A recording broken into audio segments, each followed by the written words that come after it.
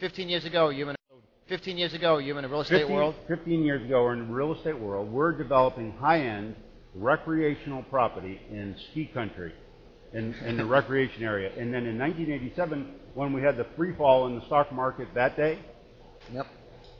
I remember standing on the foundation of a new dream home that I was building. Foundation is important. Okay? Right. Standing there with my partner, looking at him saying, what do we do now? And make a long story short, it took us about 3 or 4 years to truly realize that we weren't going to do much in the forms of the continued development the way we were. And I was fortunate enough, because it was an economic change, not just a bad call that we made, I was able to do a lot of real estate appraisals, real estate management for the banks who had taken back all of the property. Sounds familiar. And I never, ever thought that I would see what I saw and experienced then.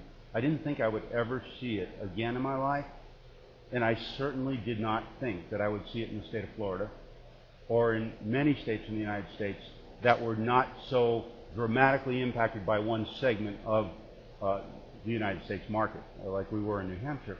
But what we're seeing now is deja vu, more so than I care to remember. But that was all about the first half of my life.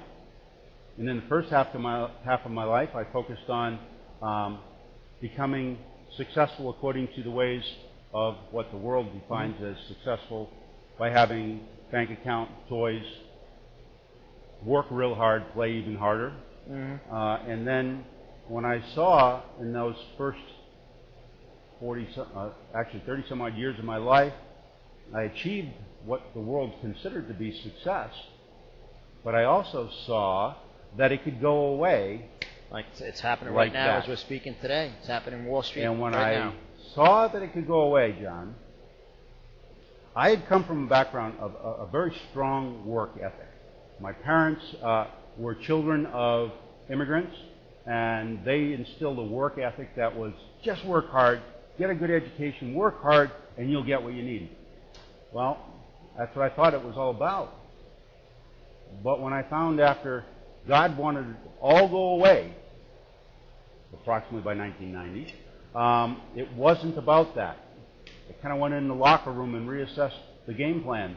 That's right. And I went through what's referred to in today's community called halftime, a halftime experience. There's a great book out there by that name that talks about this type of topic, about reassessing and going from success to significance. And I made that transition in my life. My wife and I and our 2 kids moved to South Florida here. And all of a sudden I found myself looking and reassessing everything through a different set of filters. I found that it wasn't that I was even passionate about doing something for myself, for my family. I felt an unbelievably strong calling to make a difference in society. Not at all where I came from, John. I don't understand, and I didn't understand until I had a real heart-to-heart meeting with God, and God said, hey, I did not put you there for the purpose of yourself.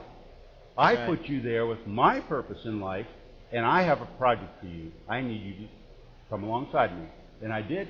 I surrendered myself to Him, and I found that He took me over this past years on a journey that I never, ever thought I would be on. And I believe we're just warming up now, as with the places of hope and